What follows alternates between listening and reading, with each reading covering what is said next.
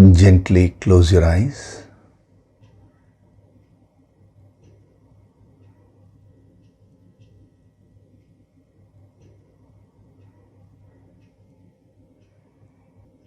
Do deep breathing.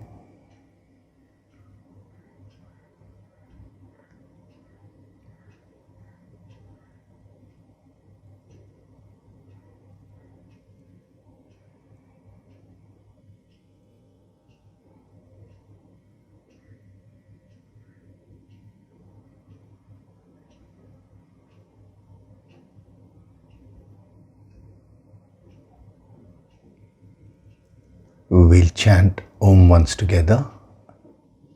Synchronize the chanting of Om with your exhalation. Breathe in.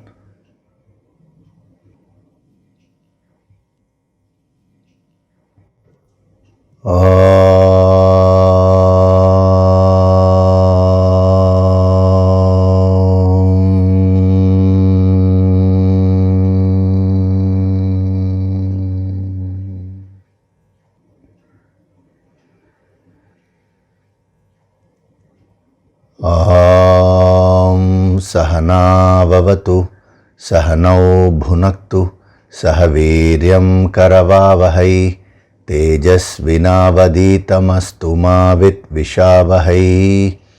Om Shanti, Shanti, Shanti.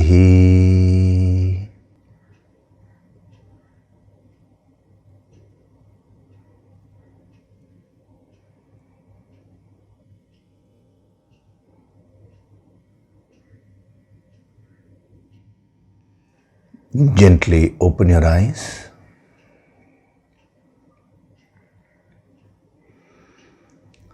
We'll chant from verses 66 to 70 of chapter 2.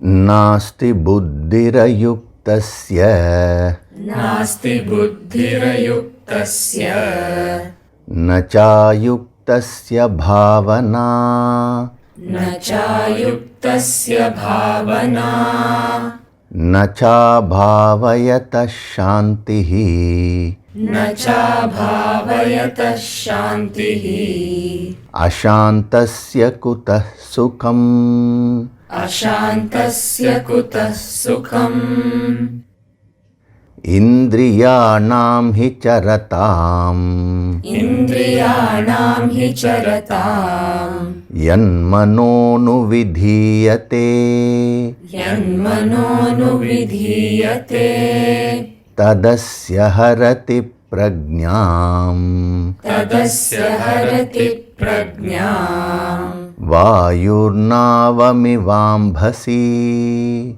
vayurnavamivambhasi, tasmadhyasya mahabaho, tasmadhyasya mahabaho, nigrihitani sarvashah, nigrihitani sarvashah, indriyanindriyarthebhyah, indriyanindriyarthebhyah, tasya prajña pratisthita, tasya prajña pratisthita, ya nisha sarvabhutanam, ya nisha sarvabhutanam, tasyam jagarti sanyami, tasyam jagarti sanyami, yasyam jagrati bhutani,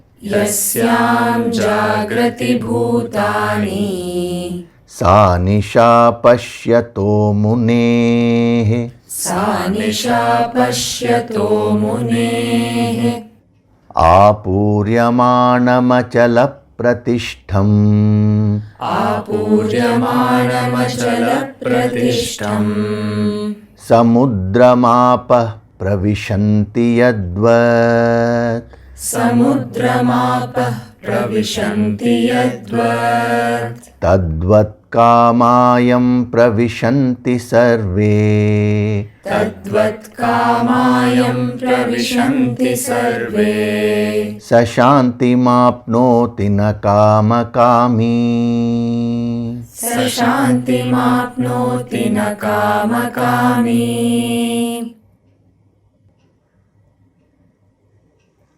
Hari Om, and a very good day to all of you.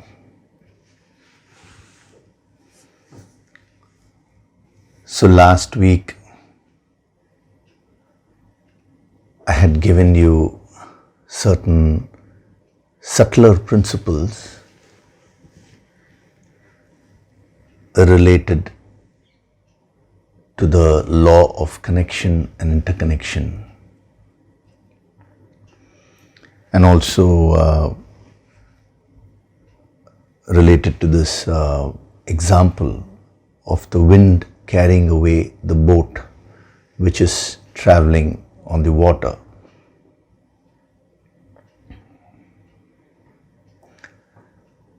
Now, today I will give you one more principle, a very deep principle from this verse. As I told you, this wisdom is infinite. It is the infinite science, and the more deep you go, you will find that there is so much to explore.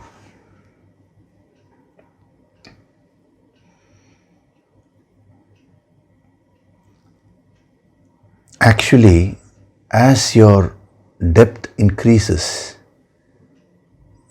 that is a sign that you're evolving spiritually.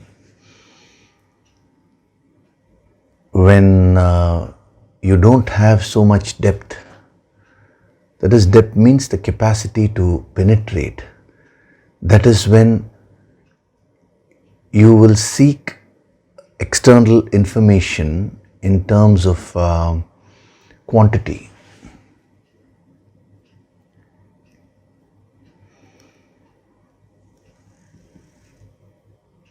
When it comes to the spiritual texts, now someone has actually asked me this question, that is why I'm covering this.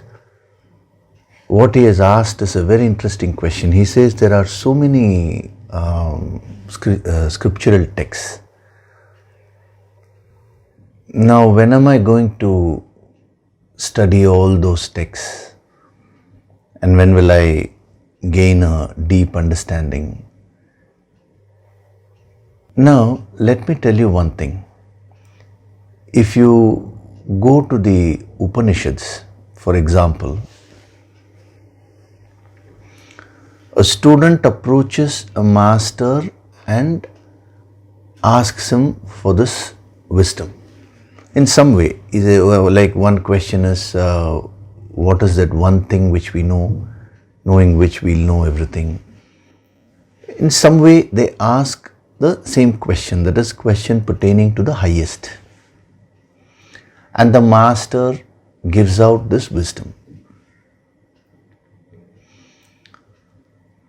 Now, once the transaction, the interaction is over with respect to that particular question, that has been recorded, and that is what we are reading as the Upanishads.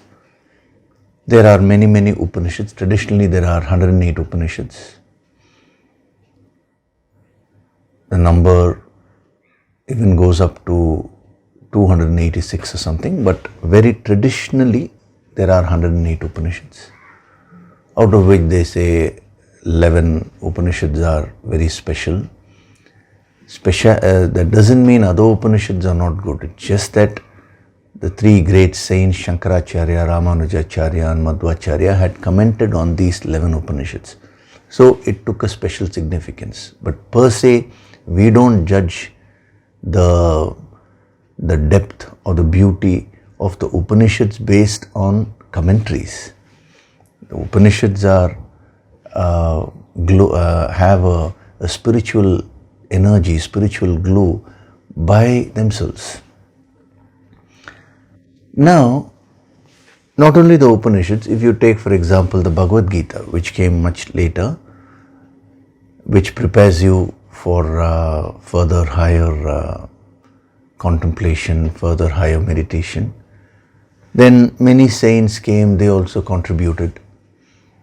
Like Adi Shankaracharya, he wrote many texts. And then you have the Puranas, Vedavyasa also wrote the 18 Puranas. Then you have what is called as the Upa Puranas, small Puranas, Those are all mystical incidents, mystical stories. When I say story, then immediately a debate comes as to whether that is real or not real. As a yogic student, as a sadhak, we are not interested in the historical part, So the 18 Puranas are there. That is, the same wisdom is given in the form of incidents to make everybody understand it more easily. So like this, if you see, there are so many scriptures. That is why this person has asked, now when am I going to study all this? Now what you need to understand is, when a student goes to the master and asks a question and the master gives, that has been recorded, a name has been given. Like you have the Kaivalya Upanishad, you have the Briharadanyaka Upanishad, like there's various names for that is called Upanishad, the essence of the teachings.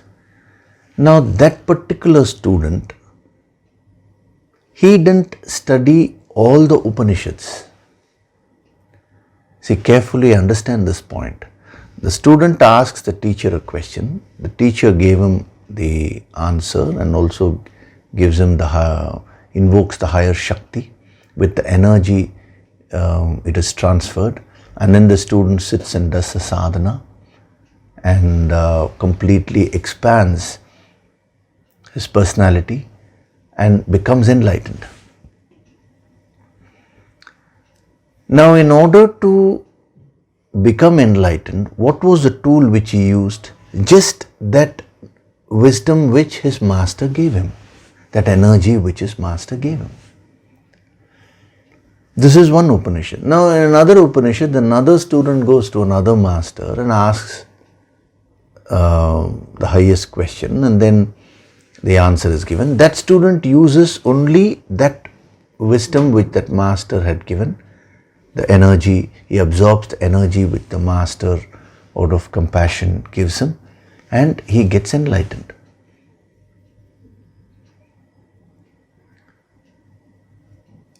Like this, in every text, even here, Arjuna asks a question to Krishna and he receives the wisdom from Krishna. He receives with the energy.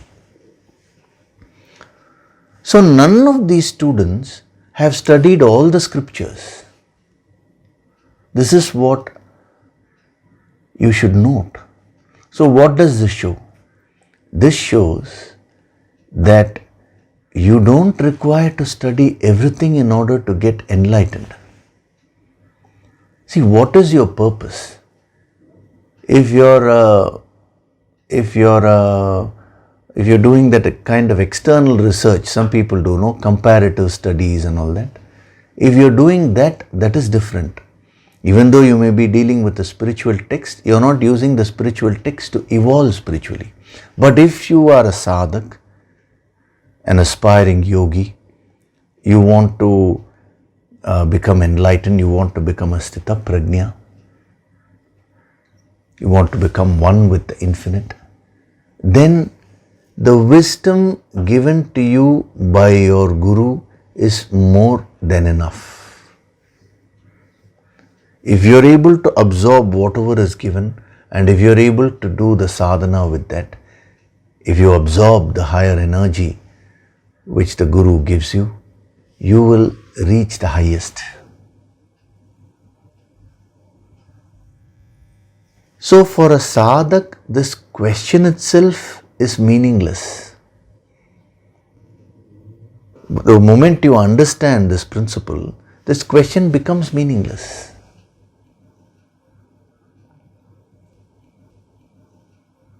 The student of Kaivalya Upanishad didn't study the other Upanishads. Please understand this. I am talking of the student who directly received the wisdom from the master. Arjuna, who received this higher wisdom from Krishna, didn't go to any other person and he didn't receive more information. That is not required. Actually, that becomes a kind of a block when your mind becomes extroverted and wants to gather more and more information. That becomes a block in your inner journey. That's why I'm telling you, if your goal is to do external research, the more information you get from different sources, it will be useful. But if your goal is inner journey, is to travel within yourself and become one with the infinite, then you just surrender to your Guru, and whatever wisdom, energy he gives you, absorb it as much as you can. You may not be able to absorb it 100% at one go, but whatever you're able to absorb, absorb that. Practice that in your life. Do your sadhana daily. That will help you to evolve spiritually. So it is a misconception which people have that they need to study a lot in order to evolve spiritually. Ultimately, you need to converge everything, and just one mantra is given by the Guru, and you need to absorb the entire energy from that mantra, and thereafter further higher stages you need to even drop that and enter into silence. So remember that. Never ever get lost in this quagmire of external research. That has no spiritual goal. When you do external research on the scriptures, it is like studying any other subject. See, same Bhagavad Gita can be studied merely as a philosophy, as an intellectual text. It is like studying mathematics or physics or chemistry. Nothing wrong with that. But that is not going to help you evolve spiritually. But when you want to evolve spiritually, it is necessary, it is imperative that you become a sadhak. From being an information gatherer, a knowledge gatherer, now you should become a sadhak. You should not merely look for information, but you should look for an internal transformation. Your focus should be on absorbing the energy and doing the sadhana. So this is a very good question. It is this question, I would say, is applicable to all the sadhaks who are watching this. So whenever you find your mind slipping from the depth to the length of study, now pull your mind back. That is why every Sunday the inspiration is provided for you to maintain your focus in this journey of inner transformation, in this journey of inner mastery. The mind is looking to slip somewhere, and it is looking to pull you away from your chosen path.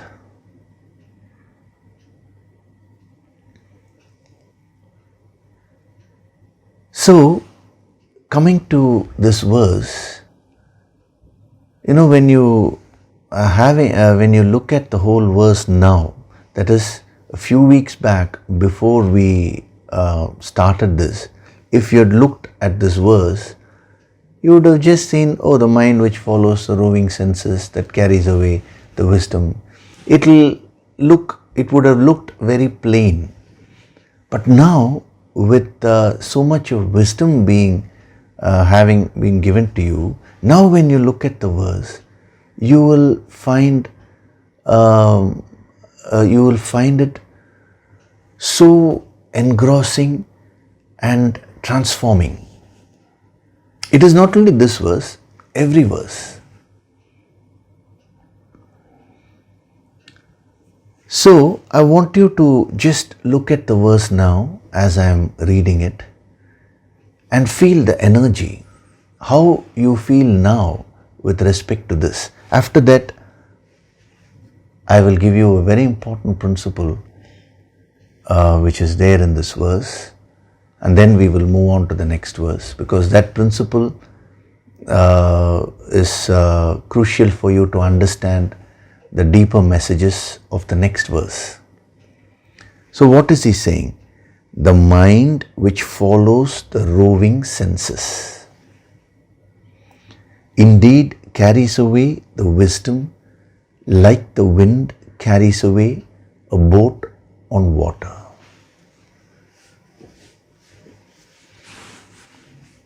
So as I am reading this to you, since I have made you do the sadhana last few weeks, you will be able to visualize. Even after the session is over, just for a few minutes sit and chant this and read this and see. As you are reading, just visualize this internally. You will be able to do it, because last 2 weeks the meditation session which we had, I had taken you very deep and made you visualize these things. That is very important in order to create the spiritual tejas within you. So what is this principle?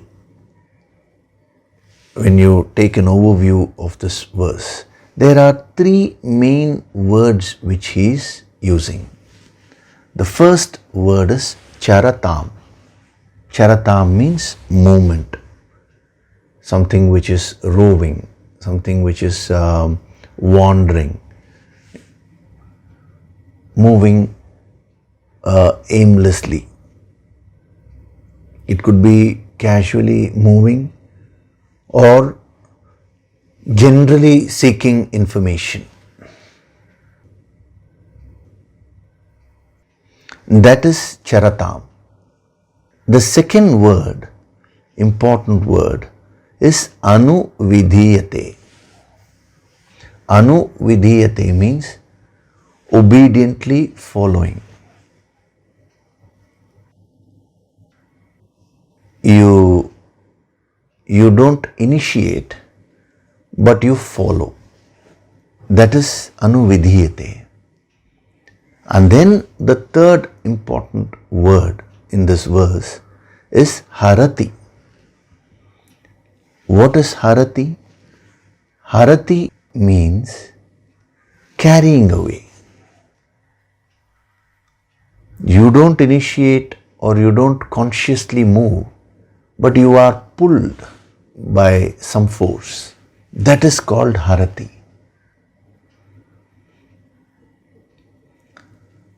Now, why I am taking these 3 words, and now we'll apply the principle of connection and see it's a brilliant sadhana message, deep message which is being given to the sadhaks. These great masters were such geniuses,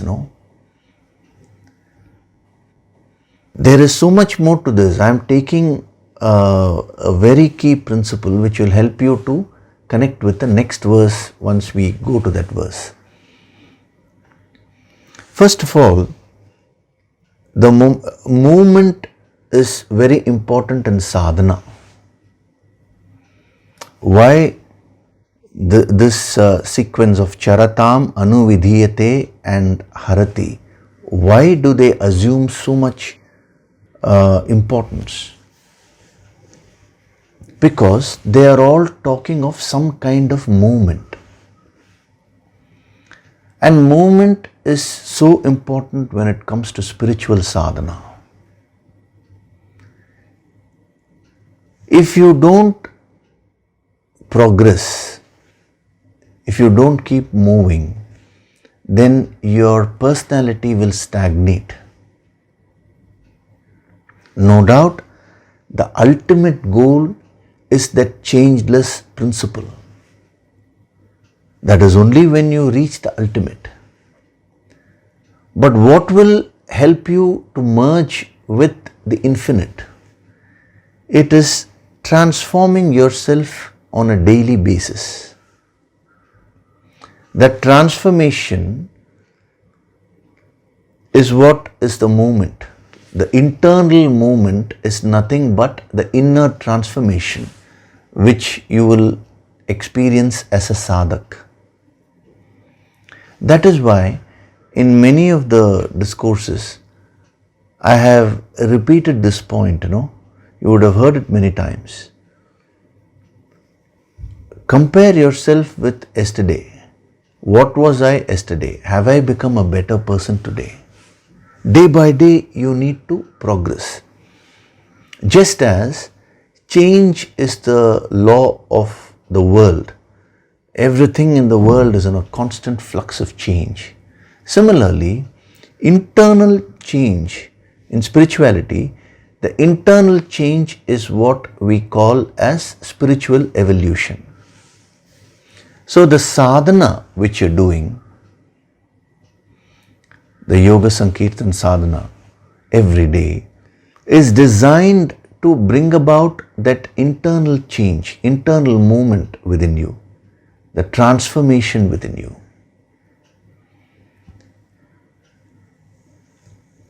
If you are the same person which you were last year, it means you have stagnated for 1 year.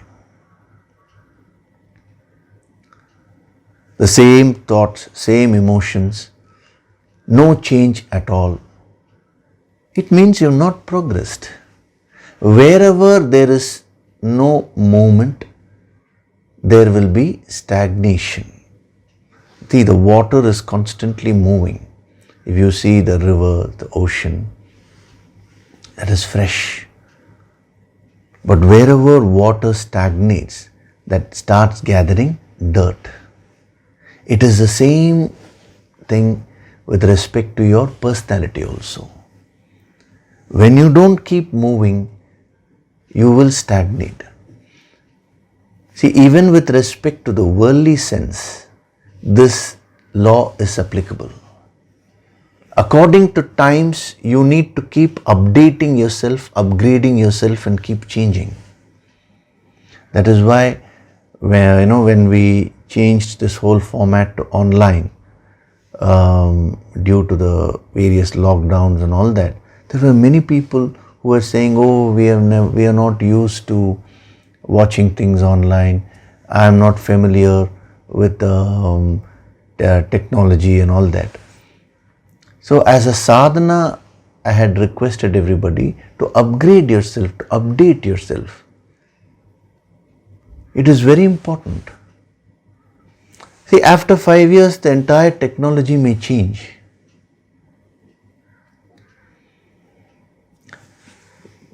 To 25 years back, this whole process of online classes and all that would have been like a dream. I mean, almost impossible for a person to even conceive that. But now, it has become a normal thing. Now after 5 years, the whole thing may change. Year after year, month after month, every day technology is improving. So according to the change in the trend, You need to adapt yourself. Now what you need to understand is, just as things are changing outside, you need to change your inner technology also and keep on upgrading your system, your personality. That is the principle of spiritual evolution. Only when you keep transforming yourself on a daily basis, on a weekly basis, on a monthly basis, you can evolve spiritually and become a sthita prajna.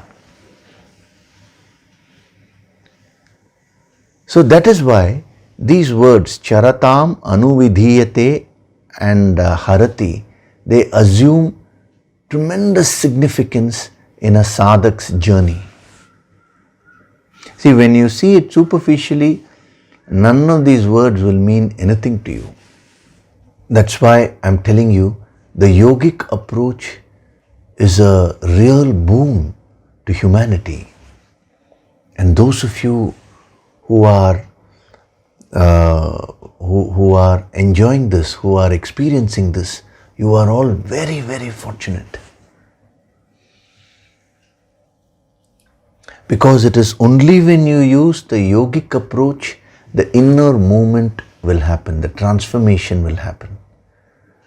Without that penetration, you will be studying all the scriptures, but internal movement will not happen. The progress will not happen.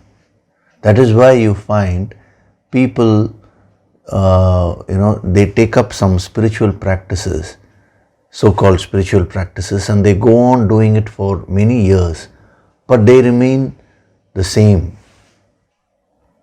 You don't find a phenomenal difference in their personality, in their behavior. You should think, why is that? It is because of lack of penetration. So, when we talk of movement can be of two types when it comes to direction. Either you can move up, which means you're evolving, or you can move down, which means you're devolving. I'm giving you the spiritual application of movement, inner movement. What does it mean? So either you need to move up or you will move down automatically. See, when you stagnate, when you fail to put an effort to keep improving, what will happen is first you will stagnate, you will gather a lot of negative energy, and then that will start pulling you down, you will start devolving. Now in this verse, he is applying the movement, this principle of movement, and he is explaining how you devolve. How a person devolves. First we will see that, and then we can use the same principle. See, once you understand that this is how you move down, we can use the same principle of charatam, anuvidhiyate and harati to evolve. It's the same principle of movement only. That is the sadhana message which you will be able to gather when you apply the yogic approach. So how do you devolve? The first thing is charatam. Charatam means, I told you, the wandering or grazing. I even gave you the example of, the other dimension, grazing. Example of a cow, how they just keep grazing. So how do you develop a weakness, for example? When you take a specific area like a weakness, it becomes more easy to understand this. The first thing that happens is your personality, your mind just starts grazing, just starts moving casually. That is called charatam. Charatam indicates a tendency to move wherever there is pleasure. Why is it that sense objects, the sense organs move toward the sense objects? Because the sense objects provide a certain pleasure. The moment the sense organs, when I say sense organs here, it's not merely the physical organs but also the indriyaha, the sense centers in the mind. Why does it get attracted to the sense objects? Because the sense objects provide a certain amount of pleasure. Supposing something causes pain to you, you will automatically move in the opposite direction. You will not move towards that. This is how your mind is designed. Your very personality is designed. Now, Charatam specifically denotes any kind of movement with the goal of instant pleasure, instant gratification. That is, when a person does not have any long-term vision, when there is no concept of long-term happiness, long-term development, and when the person just gravitates towards something just because that object or that experience gives him an immediate pleasure, then that is called Charatam. A cow does not know to think in the long term. Wherever there is grass or wherever, the cow immediately will go. It is driven by the immediate benefit of whatever is given to it. So in life, you have to first observe. See the kinds of things which you are picking up. On what basis are you picking them up? Is it based on instant pleasure, gratification, or is it based on long-term happiness? I am not saying everything which gives you instant pleasure will not give you long-term happiness. That is not what I am saying. But your intention of picking it up is what we are discussing here.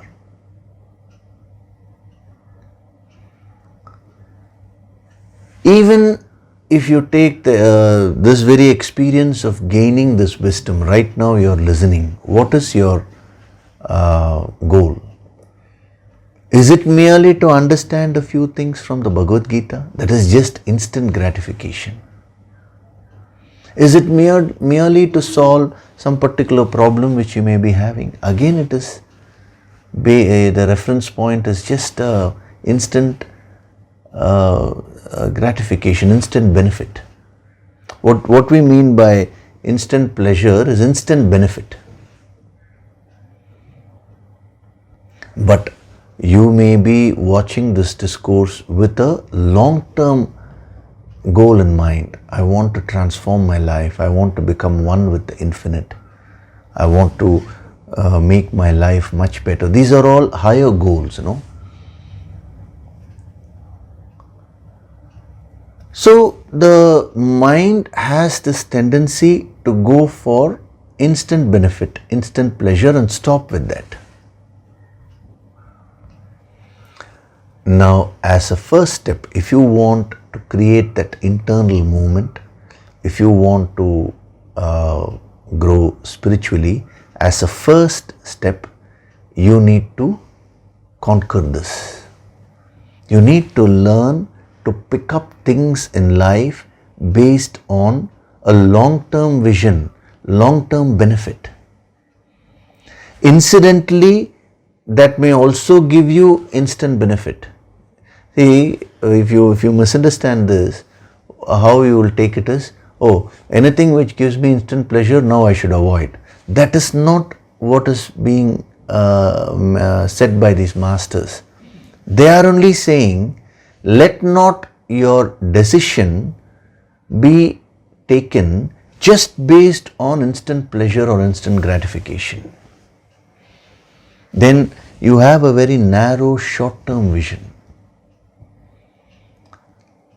You see, everything which you do in life today is just prompted by this tendency to seek instant pleasure.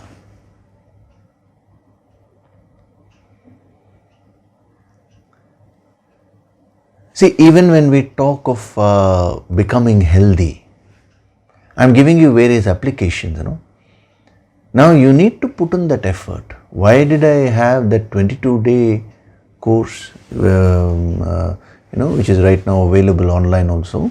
Why 22 days, every day, 2.5 hours of very intense sadhana and so much of wisdom being given? And it's not that once you complete the 22 days, now I've mastered health. It is a lifetime practice for you that has been designed to give you a long-term benefit of health. Now, if you want to take shortcuts, then you cannot become healthy. Give me some magical pill or some tips by which within one day now I'll become healthy. Some people ask me this, even when it comes to physical yoga and all that. Sir, is there any way of becoming flexible within 3 days? I've come across such questions, How is that possible? So the mind always has this tendency to look for instant gratification and stop with that. So whenever there is a moment means here I'm talking of your personality, what is happening internally within you. Whenever there is a moment to seek something just based on instant pleasure, then it is a danger sign. Because once you get that instant pleasure, now you have no other higher goal. So you will only be grazing. This is called spiritual stagnation. Slowly, all your powers will be taken away from you and you will start devolving.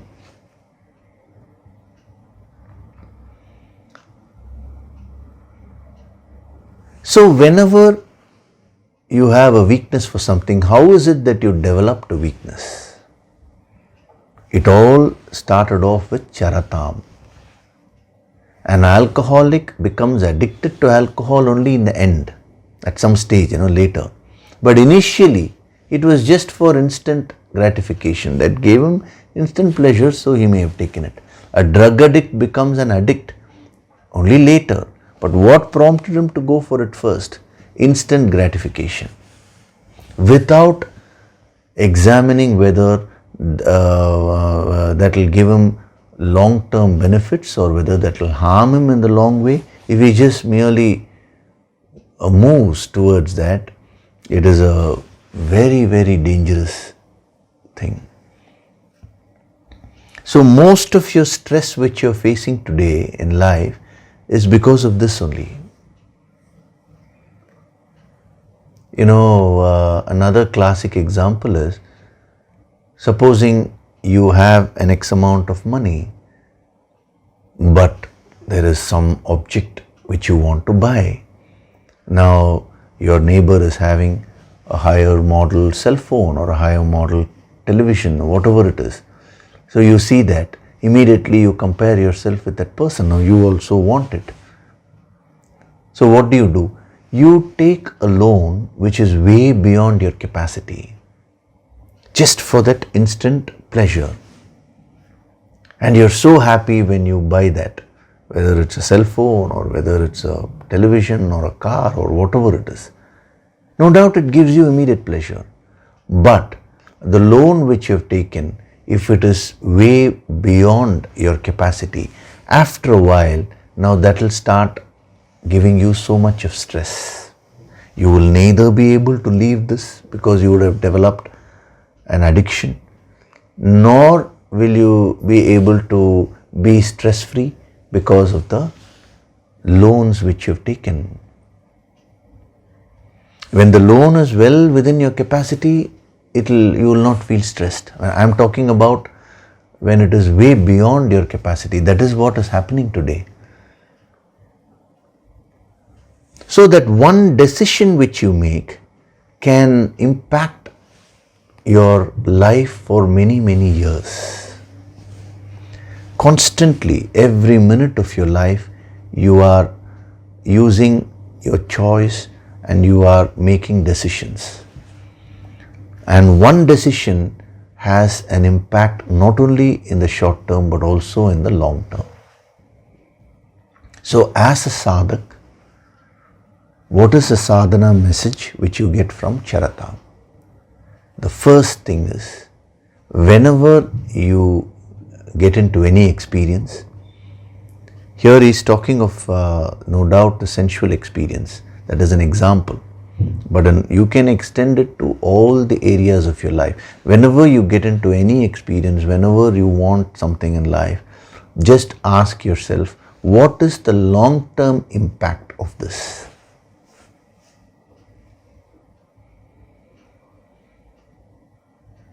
A drug addict fails to see that. That is why he or she goes for the drug, you know.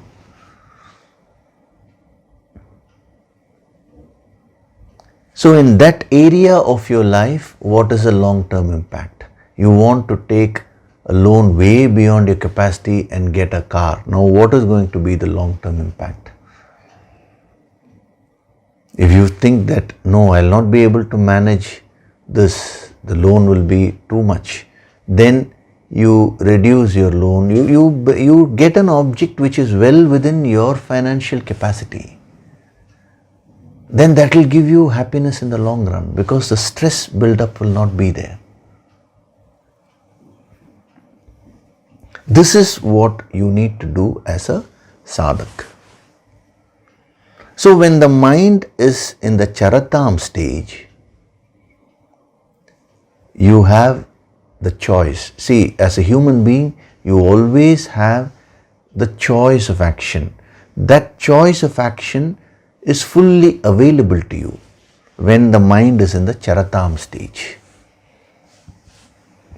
If you decide, it is possible to control the mind and examine. Again, I am cautioning, they are not saying don't enjoy things in life, but always see what is the long-term effect of an experience or of an object in your life. Certain things will give you an immediate pain, but they may give you long-term happiness. Then you should go for it. You should be willing to go through that temporary pain in order to get that long-term benefit. There is a saying, no pain, no gain. It's a nice statement. There, the pain which they are talking about is not suffering. It is the pain is not the correct word there. What they mean is that pinch which you feel when you put that effort, you know.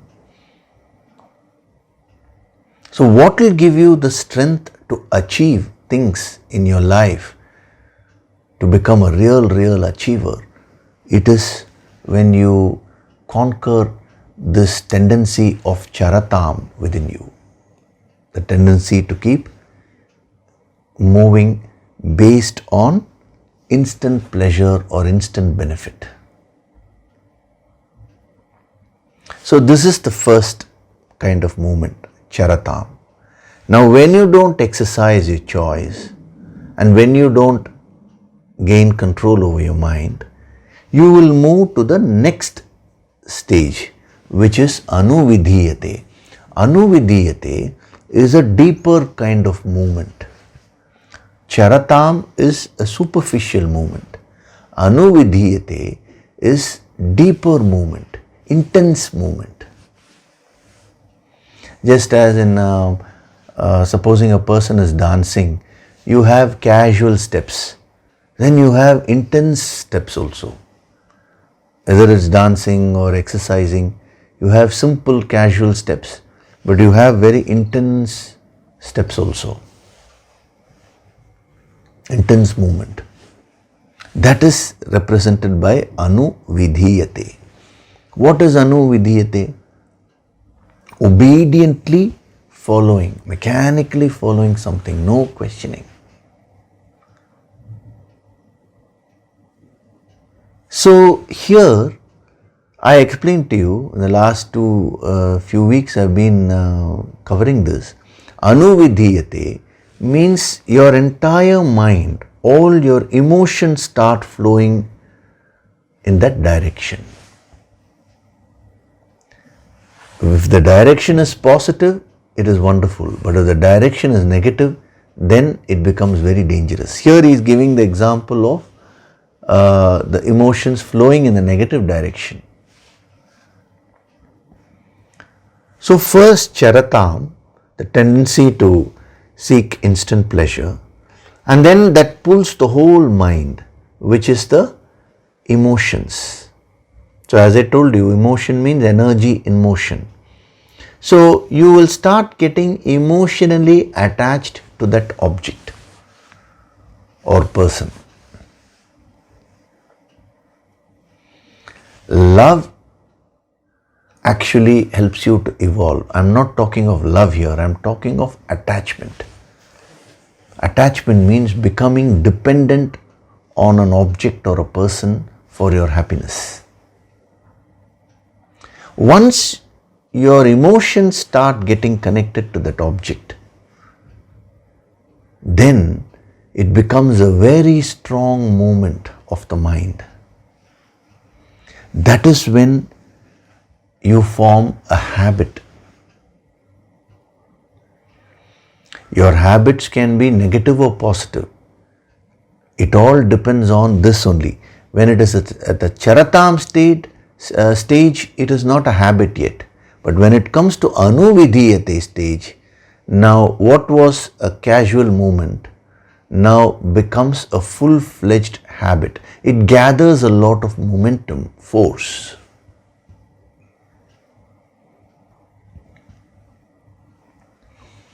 Well, let's take the example of an alcoholic. See, I am taking the extreme example to illustrate this point better.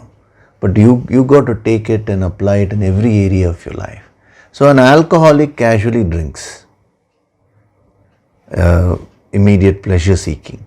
But then slowly, once that pulls his whole mind, that is anuvidhiyate, his entire mind starts obediently following his senses. Now he will develop a strong emotion towards that. That is when he will form a habit.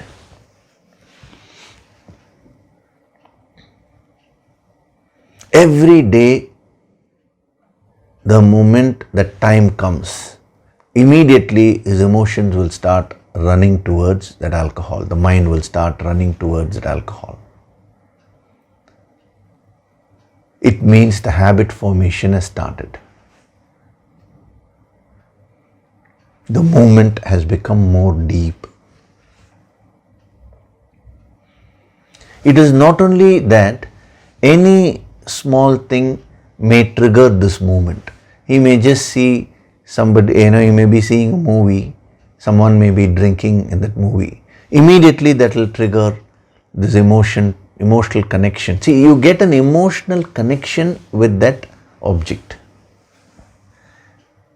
Now you may ask me, sir, an alcoholic is drinking alcohol. What is the emotional connection you're talking about? The proof is, if that alcohol is taken away from him, now he will become emotionally disturbed. That is a proof. When you come to the second stage of anuvidhiyate, you will be so connected emotionally, you may not be aware of it. That's why the proof is, when you take away the object, then that will cause a tremendous emotional disturbance within you. A simple thing like a cell phone. Find out, are you in the charatam stage or are you in the anuvidhiyate stage? You may be addicted to your cell phone, emotionally connected with your cell phone. You may say, what is there in a cell phone? Why should I get emotionally connected? Then give me your cell phone. I'll keep it for 1 year. No, don't send me your cell phone, just an example I'm saying. I'll take away your cell phone. Immediately you will get emotionally disturbed. So, if you can even visualize whatever object you are using today, if that is taken away from you, what will be your state? How much disturbed will you be? That determines the extent of emotional attachment towards that object.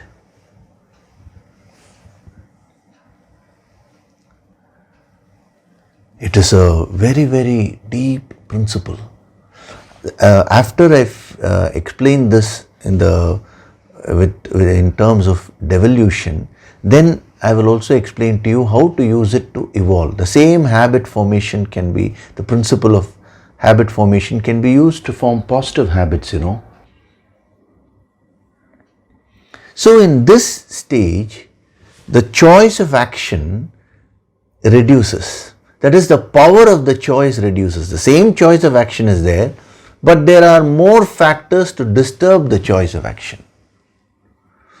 In the first stage, the choice of action was there, lesser factors to disturb. Now more factors to disturb. That's all. The choice of action will always be there as long as you are a human being. With every human being, even in the worst situation, the choice of action is always there. But with reference to the other disturbing factors, that power may be limited or that power may be fully available. So in the second stage, the choice reduces. So as a sadhak, what should you do if you are in the second stage? Now, applying this wisdom, you need to start getting emotionally connected to those things which you really want in life, those positive things which can really give you long-term benefits in life. That is why I said, watching these Sunday discourses every week, make it a part of your sadhana. Because every Sunday when you keep on watching, you will form an emotional connection with this wisdom, with whatever is being given here. And when that emotional connection becomes strong, it becomes easy for you to practice. Even the Yoga Sankirtan sadhana, every day when you keep on listening, you form a deep emotional connection with your sadhana material, the Yoga Sankirtan. That is why I said, don't share your Yoga Sankirtan material with anybody else, even if you are a couple. Let that person have his or her own copy. You should have your own copy. Download it and keep it for yourself. It's been energized, so that is why I'm saying don't take more copies, because the energy will not be there. That will start reducing, If you want to listen to the Yoga Sankirtan as a family once in a while, don't use your personal copy, the copy which you're using for your sadhana. Download a separate one for that and use it. The reason is this only. You form an emotional connection with your sadhana tool. The good old days, they used to say, the asana which you use for sitting and meditating, only you should sit. In the yogic practice, all the yogic masters, they always used to insist on that. Whatever asana which you're using, you sit on that. Don't allow anybody else to sit. Let that person have his or her own asana. Why is that? Because you form an emotional connection. The energy connection happens through constant association. This is the second stage, anuvidhiyate. And then comes the third stage of movement, which is harati. Harati means your whole personality is taken away, is robbed away. The wisdom is robbed away. This is the stage of full-fledged addiction.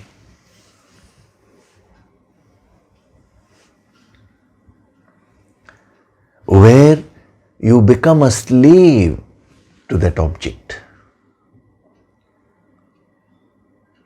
Just to be normal in life, you will require that object. After a while, when an alcoholic, the alcoholic means he has become an addict to alcohol. And what happens is that person has to keep on drinking alcohol just to be normal.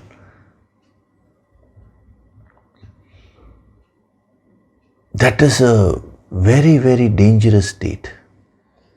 So, alcohol, drug addiction, you are able to understand easily.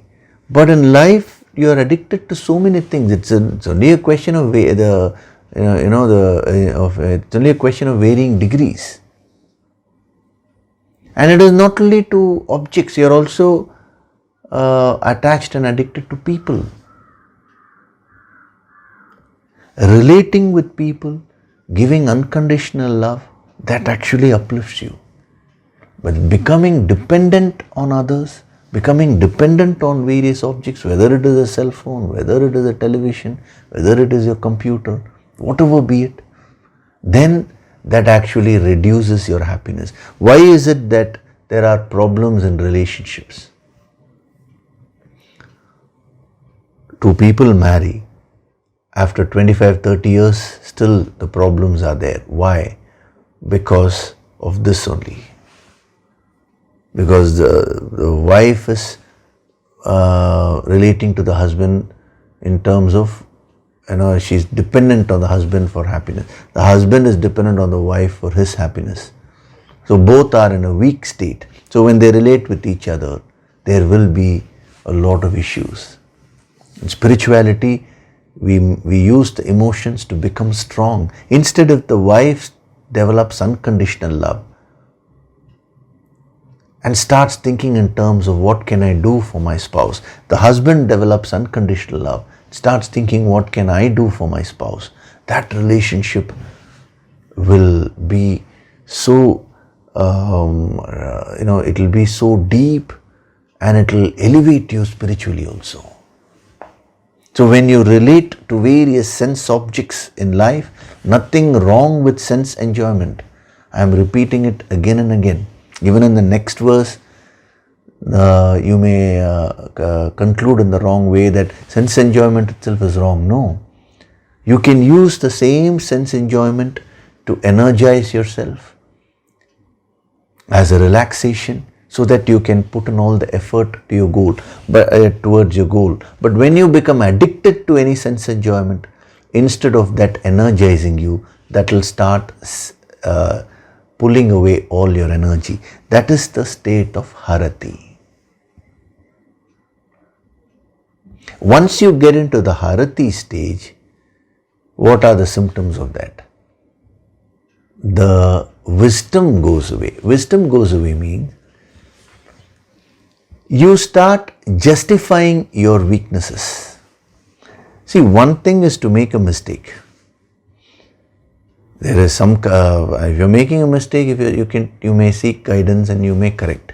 But if you're making a mistake and you're justifying it, you're trying to prove to yourself that whatever you're doing is right. You go and talk to any alcoholic, he'll give you a reason why he is an addict to alcohol. You go and ask any person who commits any mistake, they will always give a reason. No doubt I did this, but I did this because of this. That means in that area, that person's mind is in the harati stage. So you work backwards now. Wherever you are justifying, understand that you moved from charatam to anuvidhiyate to harati. It's a danger signal. You will use all your wisdom, the prajna, the analytical capacity, your awareness, everything just to justify your weakness.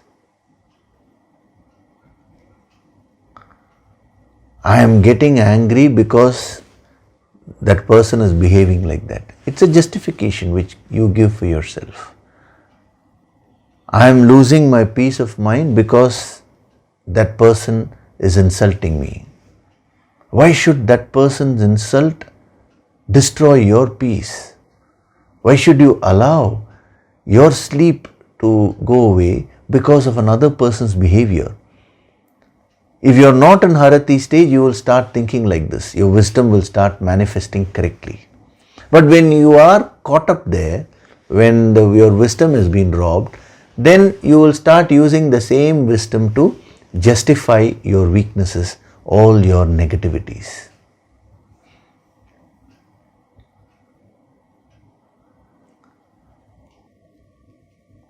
See, you need to be very, very careful, because when you come to this Harati stage, the choice becomes very minimum. Again, the same choice is there, but the distracting factors are much, much more.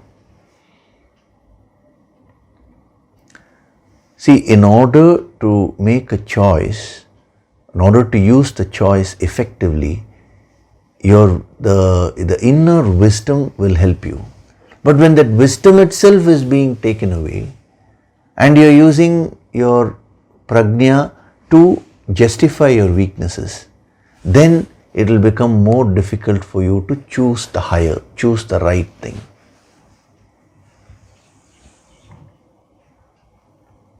So as a sadhak, if you find that in some area you are justifying too much, that means you are in the Harati state, immediately become very alert. Do your sadhana. Slowly again pull your mind back, pull your wisdom back.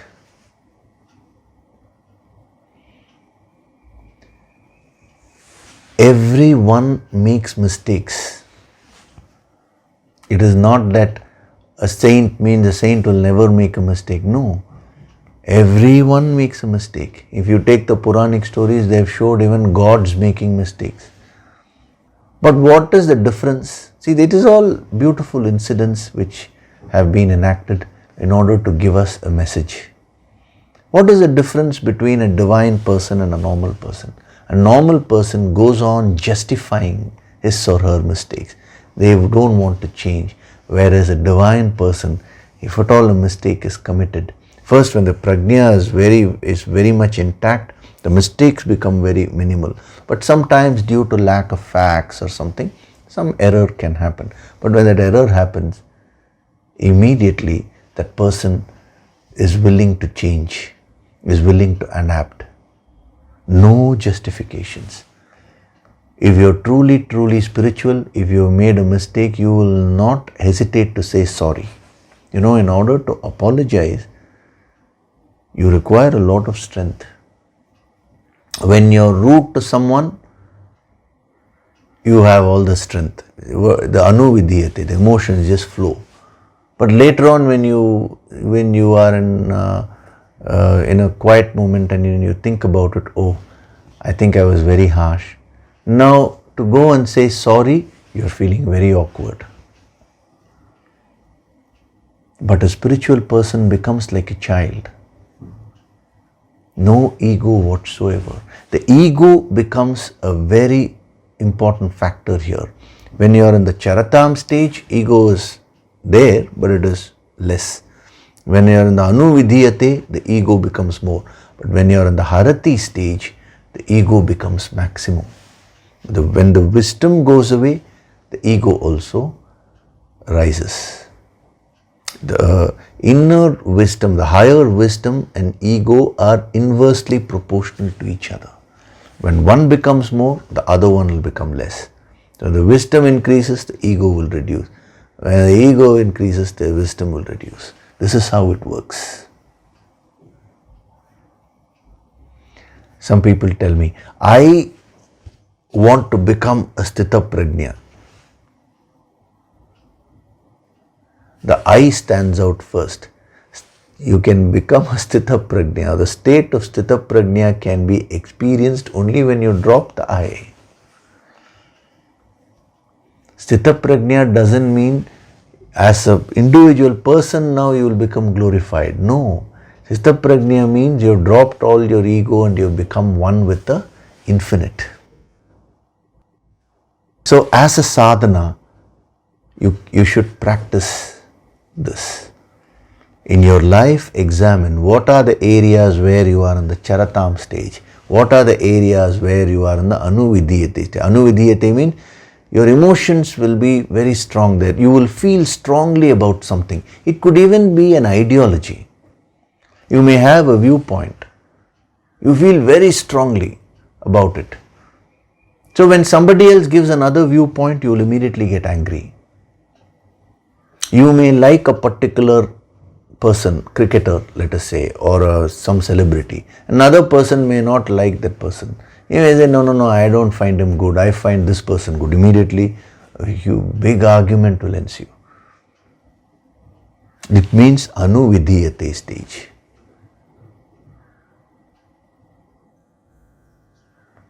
Some people get attached to personal gods. Krishna alone is God. Rama alone is God. Shiva alone is God. That word alone is the dangerous factor there. Then they develop, no doubt, emotions. But then, if anybody comes and says, no, I don't think Krishna is God, I am not so much attracted to Krishna, I am attracted to Shiva. No, they will get very angry. Or vice versa, I am attracted to Shiva. Not even Shiva Bhaktas can get angry. So wherever there is anger, it means you are caught up in Anuvidiyate stage there. You will have to withdraw yourself. You may get attached to not only sense objects, you may get attached to relationships, you may be in the Anuvidiyate stage, I'm talking about. It may be with reference to your religion. Following your religion is not wrong, but hating other religions means you're caught up in the Anuvidiyate stage. You may be attached to your house, you may be attached to your city, your country, something or other. You need to be very careful. And then find out what are the areas in life where you are justifying. A simple symptom I have given you. If you are justifying, it means your wisdom has been robbed. Justifying your weaknesses. Deep within you, you know what is right, what is wrong.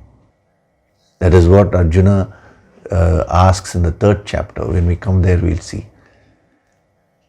A person knows that something is wrong, yet what impels him to do that, to commit that mistake? Beautiful question, So wherever you are justifying, now you need to become aware. It is awareness which can help you. The prajna which can help you. So in the area of harati, it becomes more difficult because that very awareness gets robbed. So as you see, in the areas where you are in charatam stage, it is easier to apply the sadhana. Anuvidiyate stage, it becomes more difficult. When you are strongly feeling emotionally about something, it's not so easy to move away from that. Most of the heated arguments which you have with others is based on the Anuvidiyate stage. You feel strongly about something, the other person feels strongly. Both are enmeshed in that. So when they start discussing, there is a clash. But when it comes to harati stage, it is even more difficult. You will have to put in a lot of effort. So what can help you? Number one, the sadhana, personal sadhana, and number two, the higher Shakti, the Guru Shakti. You need the help of a Guru. Surrendering to the Guru Shakti is very, very necessary in the spiritual path. What we yogis have experienced is that when we surrender to that infinite Shakti and when we surrender to the Guru Shakti, in certain stages of sadhana, certain stages of growth, where it becomes very difficult to handle the internal challenge, it is the Guru Shakti which flows and helps us. The Guru Purnima is coming in a couple of months. this is be very useful to start practicing this from now on. Guru Purnima is not just that one day. See, what is Guru Purnima? On that day, the Guru Shakti is maximum active. That is why the sadhana is done. Many people have Guru Purnima, they call it Guru Purnima celebrations. It is not a celebration, it is a sadhana day. All these things were kept for deeper sadhana. You should do that. So, this Guru Purnima, we will do a very deep sadhana. We will open up ourselves and receive that Guru Shakti fully, as much as possible. The Guru Shakti is infinite. It is not pertaining to one particular Guru. Guru Shakti, I am not restricting it to one person. No doubt, your Guru may be a representation of the Guru Shakti. Through him or her, you may receive the Guru Shakti. That's a different. But the Shakti, the energy is infinite. So your personal sadhana plus the external help, the Guru Shakti, will help you conquer these three types of movements which make you devolve. Charatam, Anuvidhiyate and Harati. So we'll stop with this today. Week after week, I'm giving you very, very deep principles. Next week, I will, we will be going to the next verse, but before that, I'll just briefly cover the sadhana of movement, and how to use it to evolve directly. The Charatam, Anuvidhiyate and Harati. The same sequence can be used to evolve spiritually, to overcome any weakness which you have. See, the moment we say you are devolving, it is no doubt, you may say it's a negative thing, but it's no doubt negative apparently, but there is a positive aspect also inherently embedded in that. The fact that you can devolve means you can also evolve. The fact that you can move in one direction means you can move in another direction also. That is why they say it does not matter at what level you are in spiritually. What is the direction you take? That is what matters. So next week, I'll give you a little more of this. It all depends on how much you're absorbing. Last week, I found that you all absorbed the subtler principles in a very deep way. It is so wonderful, So that is why I'm giving more. And then after we see how this can be used to evolve, we'll straight away move to the next verse. Because in next verse, verse number 68, he is going to give a conclusion. He was explaining about Sthita Prajna, how a person devolves and how the Prajna is taken away, all that. Now in verse number 68, he will be concluding and saying this is what it is. It's a very powerful conclusion he'll come to. But in order to absorb the deeper message of that verse, you require these things. Okay, so before we do the meditation today, I will just take up a couple of questions which have come.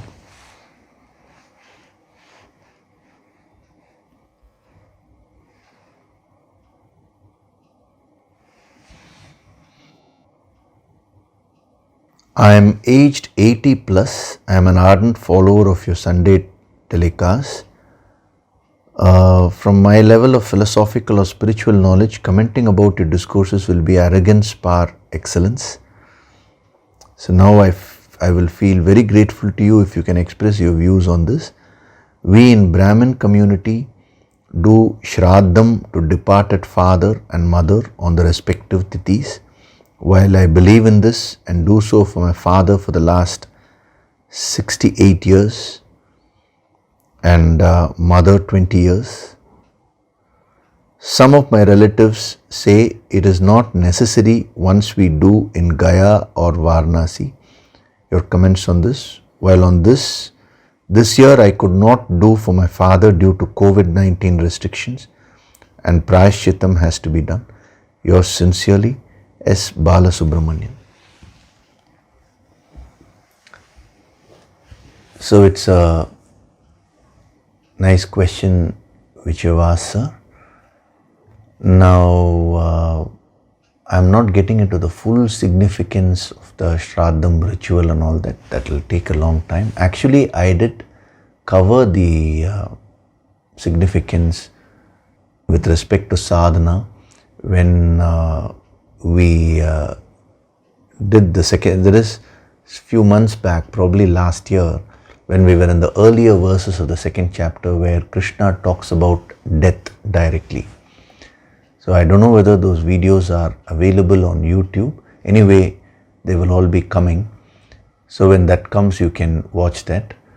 But apart from this, what I want to mention to you is, yes, if you have this belief and you feel good about it, do it.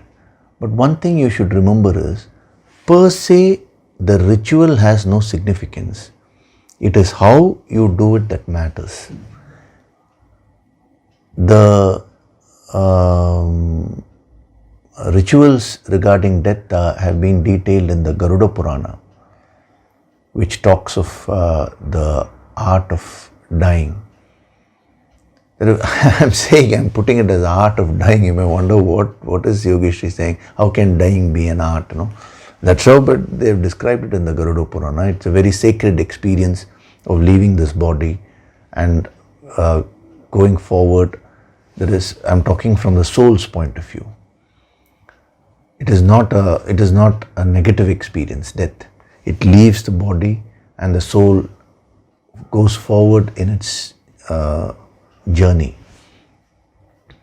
Now, in that, what is interesting is many things are said, detailed explanation how the ritual has to be done, all that is given.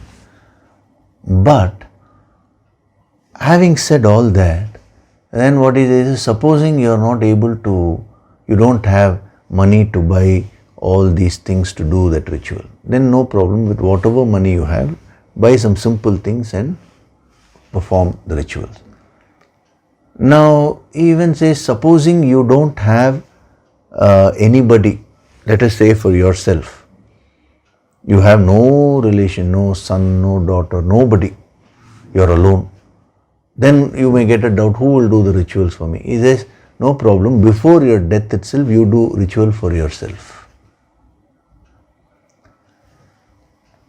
It is also said, supposing you are not in a position to do rituals at all, then what you can do? No problem, you just mentally offer the energy.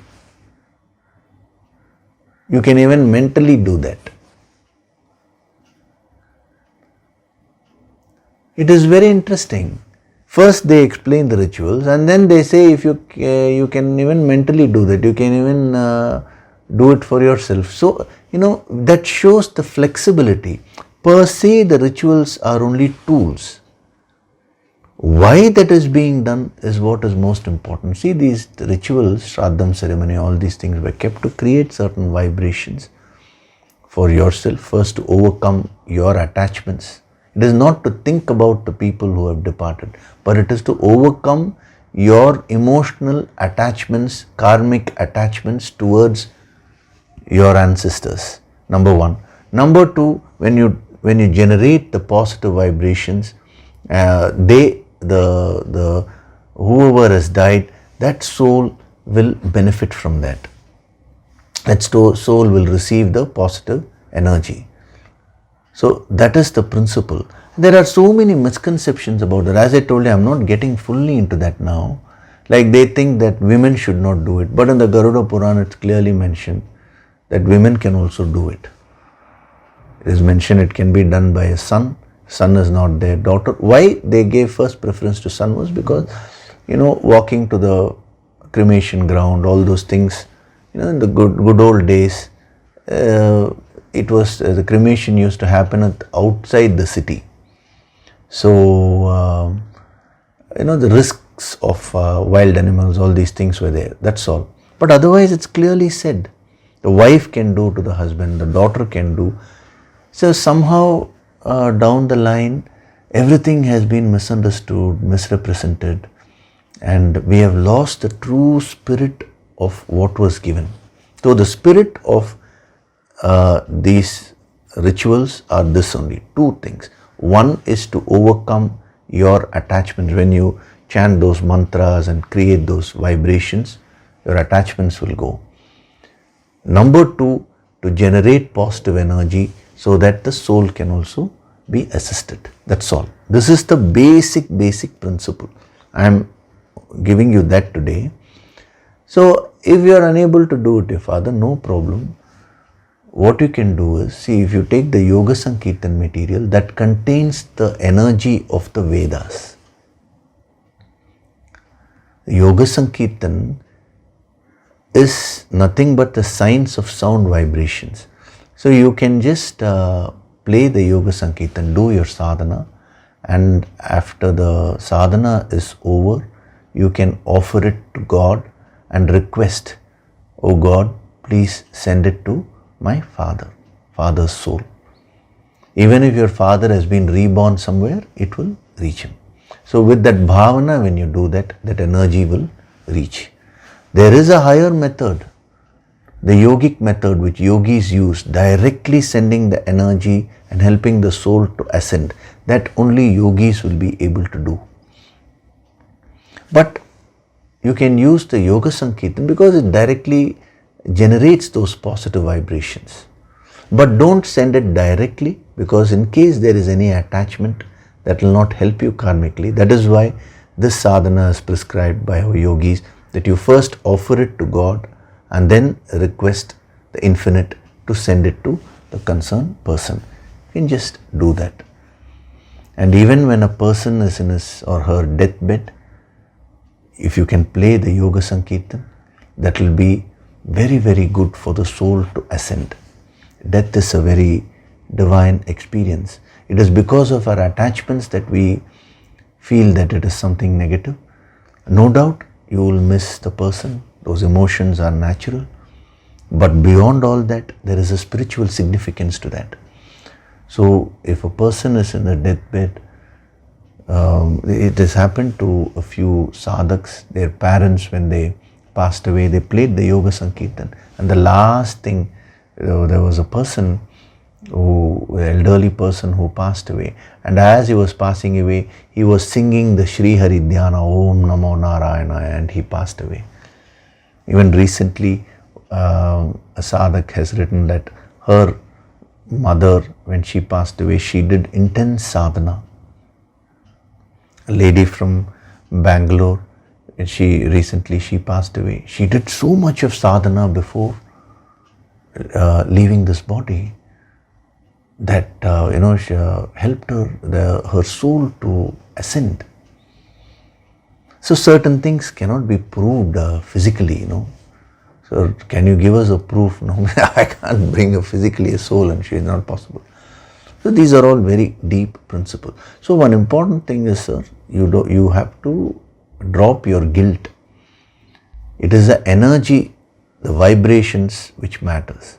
So use the Yoga Sankirtan for that purpose. Regarding this Gaya, Varanasi and all that, that is not true. See, we are indebted to the ancestors. In Gaya and Varanasi, they create a very strong energy field, because the place is also supposed to be full of that energy. So it is a difference in degree, that's all. But the same energy field can be created.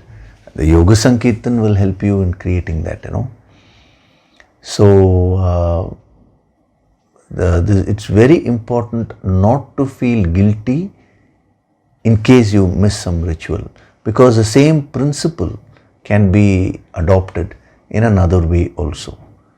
And fortunately, you have the Yoga Sankirtan material with you. So it is very easy for you to do that. And once you send those positive vibrations to your father, what more? This is infinite vibrations are there.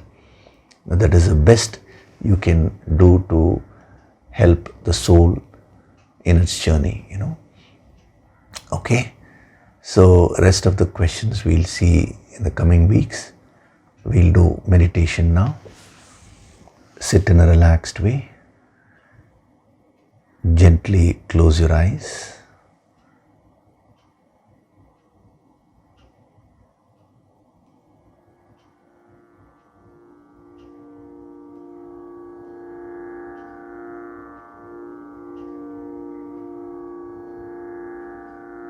Breathe deeply.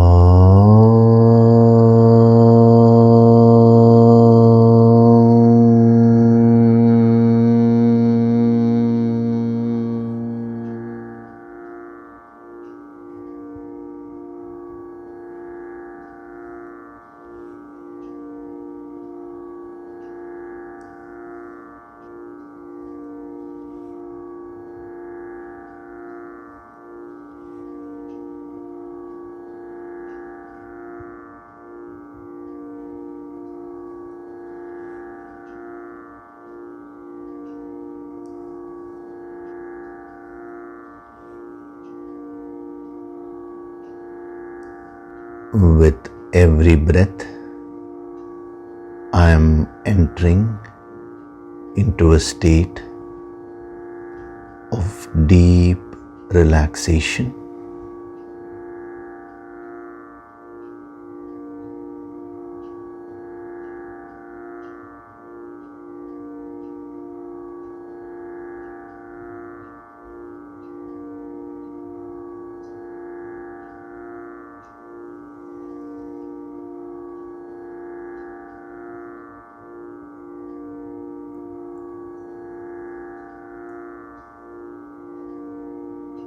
I withdraw my consciousness and go deeper and deeper within myself.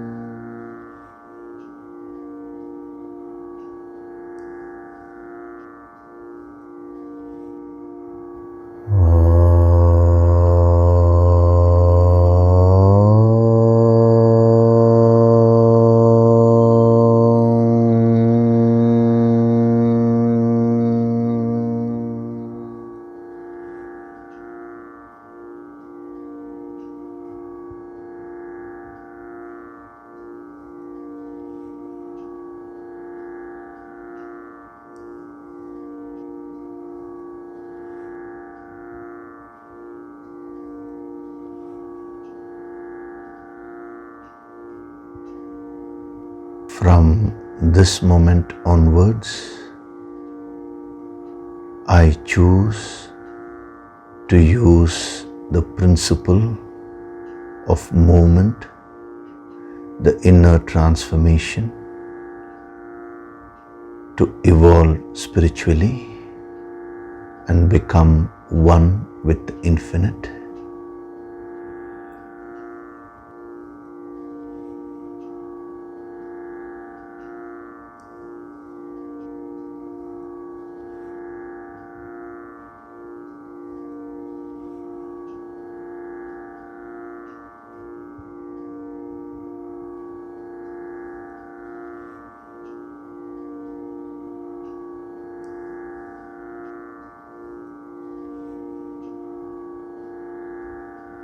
I choose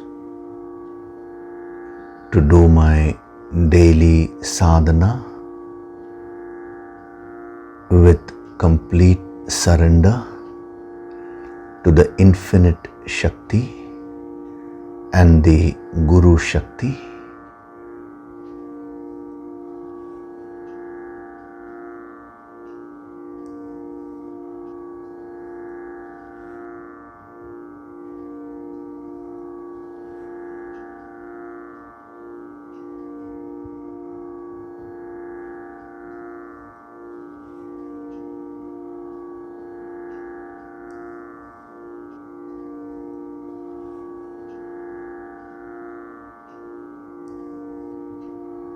Wherever I am caught up in the Charatam stage,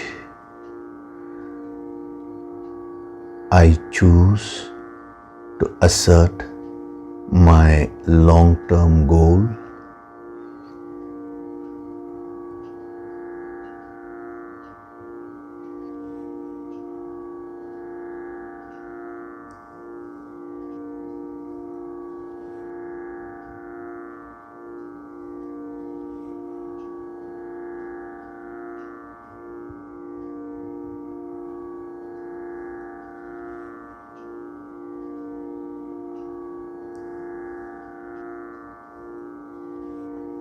Wherever I am caught up in the Anuvidhiyate stage,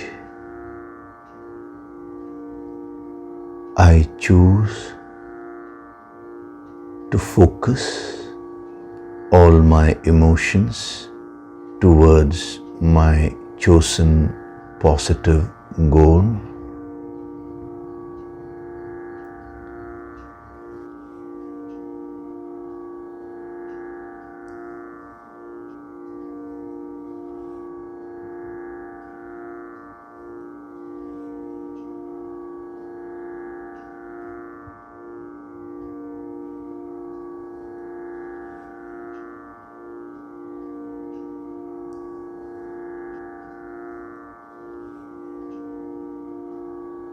Wherever I am caught up in the Harati stage,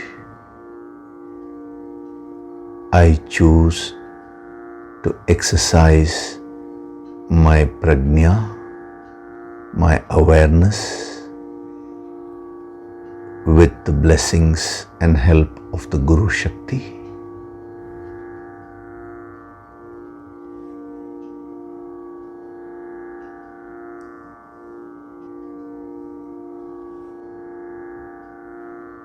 I choose to stop justifying my weaknesses and focus on self-improvement.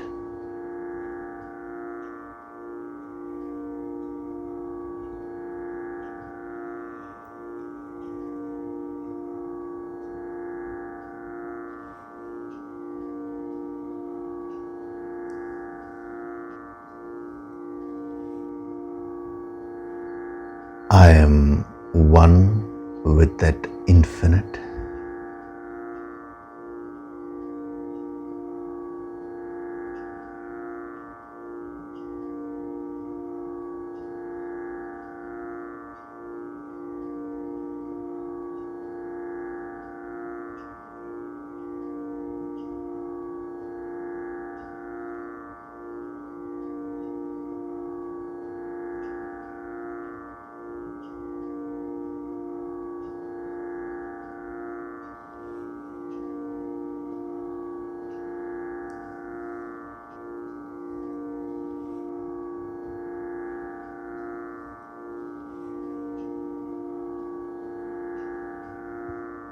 Offer your gratitude to God Supreme.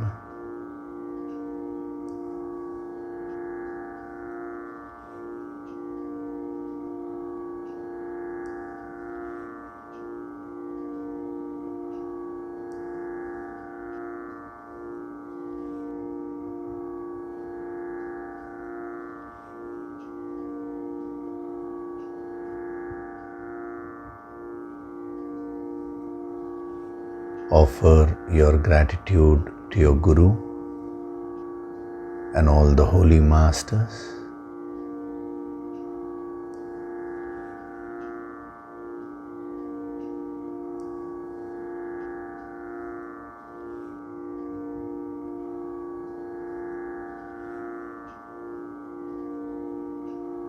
Slowly come back.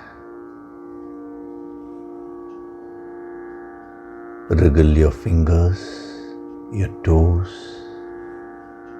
Rub your palms together to create a warmth.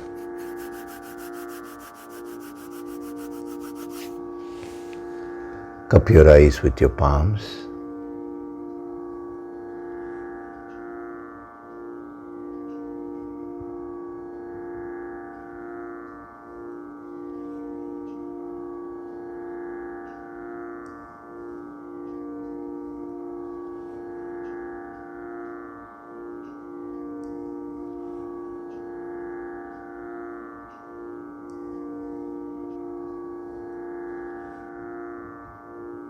Gently rub your eyes, cheeks, forehead, top of the head, back of the head and neck.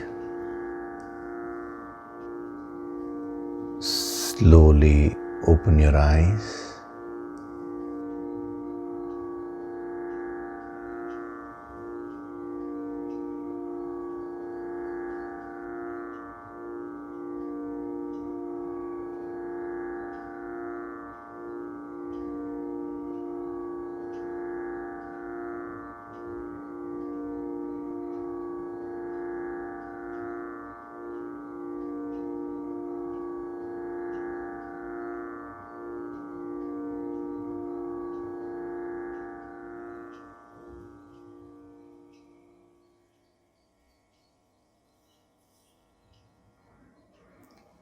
Welcome back.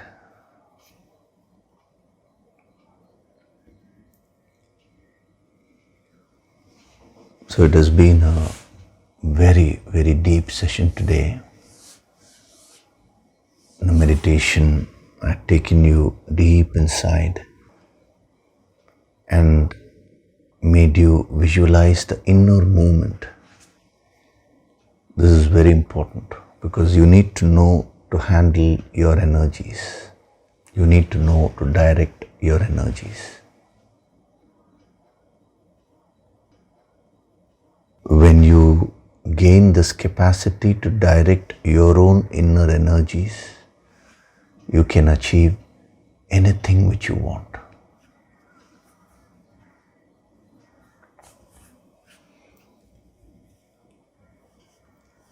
So as far as the Yoga Sankirtan sadhana is concerned, normally use it only for your personal sadhana.